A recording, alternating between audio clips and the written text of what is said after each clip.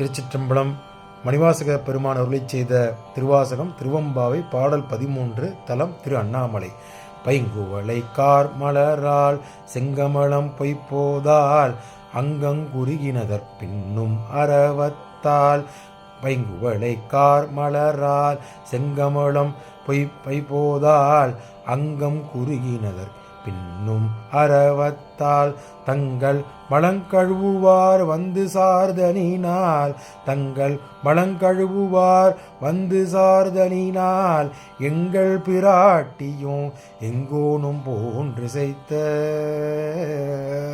பொங்கு மடுவிற் புகப்பாய்ந்து பாய்ந்து நம் சிலம்பும் கலந்தார்ப்ப.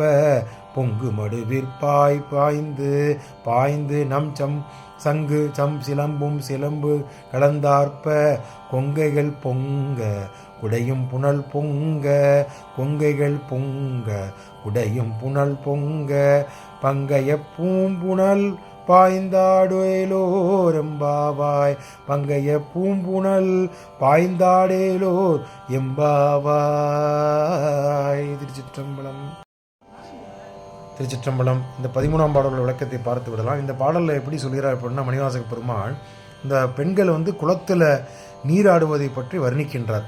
அதாவது கரிய நிற குவளை மலர்கள் குளத்தில் அதிகமாக இருக்குமாமா. அதன் நடுவே தாமரை சிவந்த மலர்ந்த தாமரை நிறத்தில் இருக்கிற சிவந்த மலர்களும் அங்கே முளைத்திருக்கும் அப்படின்னு சொல்கிறாரு.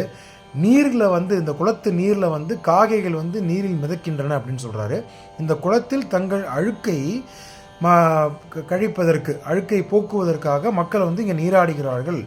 அந்த நீராடுவர்கள் நம் சிவாய நமச்சிவாய என சொல்லி சத்தம் எழுப்புகின்றார்கள். குளிக்கும்போது மக்கள் அனைவரும் அடியார் பெருமக்கள் குளத்தில் குளிக்கும்போது சிவாய நமச்சிவாய என சொல்லி சத்தம் எழுப்புகின்றார்கள். அந்த காரணத்தினால் இந்த குளம் எப்படி தென்படுகிறது என்றால், மங்கை அம்பாளை ஒரு பாகம் வைத்திருக்கும் பார்வதியை போன்று தோற்றமளிக்கிறது இந்த குளம் அப்படின்னு சொல்கிறார்.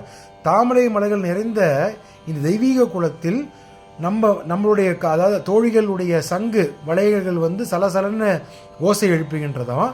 காலில் இருக்கிற சிலம்புகளும் ஓசை எழுப்புகின்றன, கலகலன்னு ஒளி எழுப்புகின்றன. மார்பகங்கள் விம்ப பாய்ந்து நடுப்பகுதிக்கு சென்று நீராடுவோம். நல்ல முக்கி குமைந்து நடுப்பகுதியில் குளத்தினுடைய நடுப்பகுதிக்கு சென்று நீராடுவோம் சொல்லி இந்த தோழிகளெல்லாம் உரையாடுவது போல இந்த பாடலை அமைத்துள்ளார் மணிவாசக பெருமான். திருச்சிற்றம்பலம்.